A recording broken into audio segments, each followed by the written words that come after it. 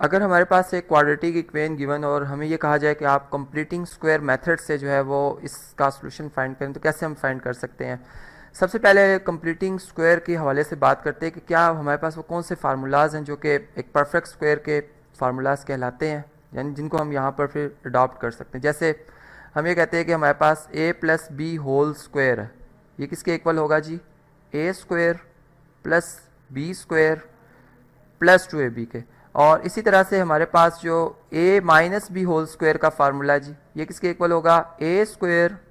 Plus B square minus 2ab के। अब देखिए हमारे पास जो क्वेश्चन है क्वाड्रेटिक इक्वेशन जो कि अपनी एक स्टैंडर्ड फॉर्म है, यानी ये बेसिक रिक्वायरमेंट है कि आप सबसे पहले जो है इक्वेशन को उसकी स्टैंडर्ड फॉर्म में लिखेंगे। अब हम ये देखते हैं कि क्या इसमें कोई ऐसी टर्म है जो कि ए स्क्वायर से रिजेंबल करे, यानी उससे मिलती जुलती हो। जैसे इसमें हम देख रहे हैं कि एल एक्स स्क्वायर जो है हमारे पास एक टर्म है, लेकिन इसमें अब एल एक हमारे पास परफेक्ट स्क्वायर नंबर नहीं है। यानी यहाँ पर हम ये करते हैं कि हमारे पास जो भी कोफिशिएंट जो कि एक्स स्क्वायर का कोफिशिएंट है, हम इससे पहले 1 बनाएंगे, यानी पूरी इक्वेशन को हम क्या कर देंगे जी, जो भी कोफिशिएंट ऑफ एक्स स्क्वायर है उससे बोथ साइड पे डिवाइड कर देंगे। और अब जब हम इसको डिवाइड कर लेंगे हर टर्म के साथ जो है वो जो भी कोफिशिएंट ऑफ एक्स स्क्वायर जो कि एल था ये डिवाइड होगा। इसी तरह सेकंड टर्म से भी हम एल को डिवाइड करेंगे। इसी तरह हमारे पास जो कांस्टेंट है उसको भी हम डिवाइड करेंगे। 0 divided by non zero number इस आंसर जो होगा इसका क्या होगा जी, 0 ही होगा। इसी तरह यहाँ पे अगर आप देखें तो हमारे पास जो है एक्स स्क्वायर आ जाएगा, यहाँ पे अगर आप देखें तो ये आ जाता है जी m ओवर एल एक्स, और यहाँ पे आ जाएगा n डिवाइडेड बाय l। अब आप देखें कि हमारे पास जो फर्स्ट टर्म है, अगर मैं इसे ए स्क्वायर के साथ जो है वो चेंज कर दूँ, मैं कहूँ कि ये एक्स स्क्वायर है, यानी ए स्क्वायर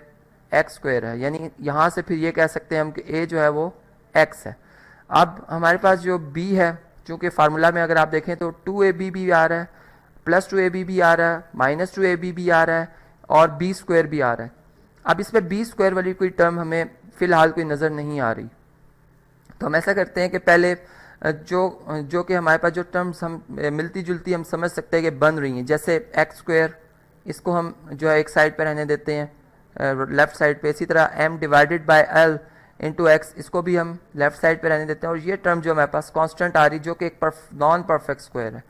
जो कि फिर हम इसको अलग कर लेंगे। यहाँ पे इसका साइन क्या हो जाएगा जी, एडिटिव इन्वर्स की वजह से चेंज हो जाएगा, माइनस n बाई एल आ जाएगा। अब हम ये देख रहे हैं कि हमारे पास जैसे a मैंने आपसे शेयर किया कि x है, क्या इसमें अब b किस तरह से फाइंड आउट किया जा सकता है। अब ये टर्म जो है सेकेंड टर्म जिसमें कि x शामिल है, अगर मैं यहाँ पे देख रहा हूँ कि ये प्लस है, तो मैं इसको इस तरह से कहूँ कि अगर ये 2ab के साथ हम इसको रिजेंबल करें तो कैसे कर सकते हैं। यानी यहाँ पे 2 अब नहीं लिखा हुआ, तो हम क्या करते हैं जी, यहाँ पे गोल्डन रूल ऑफ फ्रैक्शन है, हम 2 से खुद ही मल्टीप्लाई भी कर लेते हैं और खुद ही डिवाइड भी कर लेते हैं। यानी यहाँ पर हमारी जो बेसिक रिक्वायरमेंट थी उसके लिए हमने ऐसा किया। अब हम ये कहते हैं कि जो ये हमारे पास टर्म है 2 into m divided by 2l into x, इसको मैं कहता हूँ कि अगर ये फ़र्ज़ करें 2ab हो, तो यहाँ से हम b जो हमारे पास सेकंड टर्म है वो हम बड़े अच्छे से तरीके से फाइंड कर सकते हैं। देखें a जो है किससे हमने सब्स्टिट्यूट किया हुआ x के साथ, यहाँ पर a x से रिप्लेस हो जाएगा, और अगर हम x से बोथ साइड पर डिवाइड करते हैं तो x से कैंसिल हो जाता है। इसी तरह अगर हम 2 बोथ साइड डिवाइड कर लेते हैं, दोनों तरफ से डिवाइड किया तो 2 भी कैंसिल हो गया। हमारे पास m ओवर 2l ये इक्वल टू आ गया जी b के, यानी हमारे पास सेकंड टर्म जो कि हमें नज़र नहीं आ रही थी, हमने यहाँ पर एक जो है वो एक टेक्निक यूज़ की और उसको भी हमने यहाँ से फाइंड किया। अब हम अगर ये करें कि हमारे पास जो भी हमारे पास अब क्वेश्चन आता है, हमने एक बात यहाँ से समझी कि हम सबसे पहले क्या करेंगे जी, एक्स स्क्वायर का कोफिशिएंट 1 बनाएंगे, और फिर उसके बाद जो एक्स का कोफिशिएंट होगा, जो भी कोफिशिएंट होगा उसका हाफ करेंगे, और फिर उसका अब देखें हाफ का रीज़न यहाँ पर हमें बड़े अच्छे तरीके से समझ आया कि हमने किस तरह से क्यों हाफ होता है, सारे रीज़न हमें पता चलेंगे। अब हम इसका स्क्वायर करेंगे। स्क्वायर क्यों करें, चूँकि हम देख रहे हैं कि फार्मूलाज में b जो होता है b का स्क्वायर जो है वो ऐड हो रहा होता है, तो यहाँ पर फिर हम यूँ कहेंगे कि हमारे पास जो है एक्स स्क्वायर, जिसको हम एक्स होल स्क्वायर भी लिख सकते हैं, plus 2 into m divided by 2l into x,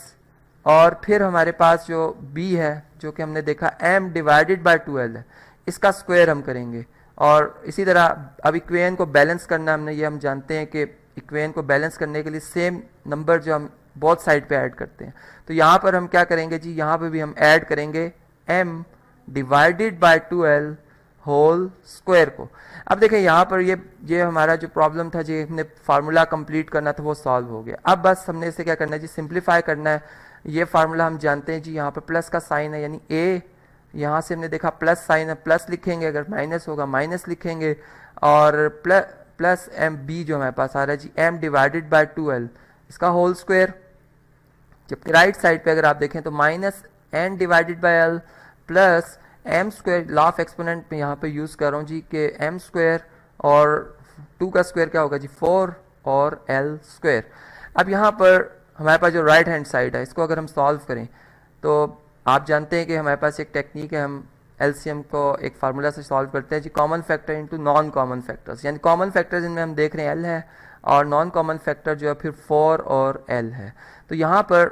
अगर फर्स्ट टर्म देखें तो एल डिवाइडेड बाय एलसीएम, जो कि फिर एल कैंसिल हो जाएगा, 4l आएगा, और 4l multiply by minus n, तो माइनस 4nl आ जाएगा। इसी तरह यहाँ पर 4l divide by 4l square, ये कैंसिल हो जाएंगे, सिंबल जो हमारे पास आएगा जी 1 और 1 इंटू एम स्क्वायर आ जाएगा। तो इस तरह से हमने यहाँ तक ये देखा कि x plus m over 2l whole square, ये किसके इक्वल आ रहा है जी, एम स्क्वायर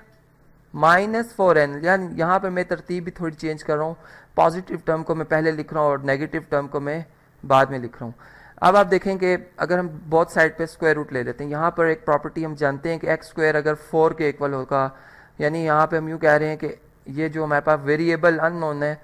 ये प्लस का भी 2 हो सकता है, माइनस का भी 2 हो सकता है, इसका स्क्वायर क्या होगा जी 4 होगा। तो इसका मतलब x जो है वो, फिर हम इसका आंसर देंगे प्लस माइनस 2। यानी यहाँ पर एक और बात कि जो इक्वेशन की डिग्री होती है उतनी उसके रूट्स की तादाद होती है, वो भी अगर हम देखें तो यहाँ से हमें समझ आती है। तो जब हम इसका स्क्वायर रूट लेंगे यहाँ भी, तो यहाँ हमें प्लस माइनस लिखना होगा, और इसका रीज़न मैंने आपको बताया, ये स्क्वायर रूट से कैंसिल हो जाएगा, हमारे पास आएगा जी x plus m divided by 2l equal to plus minus square root of. अब ये जो हमारे पास न्यूमरेटर है ये एक नॉन परफेक्ट स्क्वायर है, यानी एम स्क्वायर माइनस 4nl इसी तरह आ जाएगा। जबकि हमारे पास जो डिवाइडेड बाय 4l स्क्वायर है, दोनों परफेक्ट स्क्वायर है, यानी 4 का स्क्वायर रूट 2 लिखेंगे यहाँ पर, और एल स्क्वायर का एल आ जाएगा। इस तरह से हमने सॉल्व किया। अब हम इसको अगर फर्दर सॉल्व करते हैं, यानी हमारे पास ये टर्म जो आ रही है, इसको अगर हम लेफ्ट से राइट साइड पे शिफ्ट कर लेते तो ये हमारे पास आ जाएगा जी x equal to minus m over 2l plus minus यहाँ पर square root of m square minus 4nl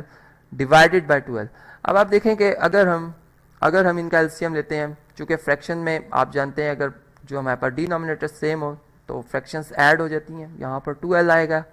और numerators as it is add हो जाएंगे, यहाँ पर minus m plus minus square root of m square minus 4nl। तो ये इस तरह से हमने देखा कि हमने हमारी जो गिवन इक्वेशन थी, हमने कंप्लीटिंग स्क्वायर जो हमारे पास एक मेथड हमने उसको भी समझा, और फिर उस तरीके से उसके जितने भी स्टेप्स थे उनको हम समझते आए, और हमने फिर आखिर में इसका सोल्यूशन जो है वो फाइंड किया।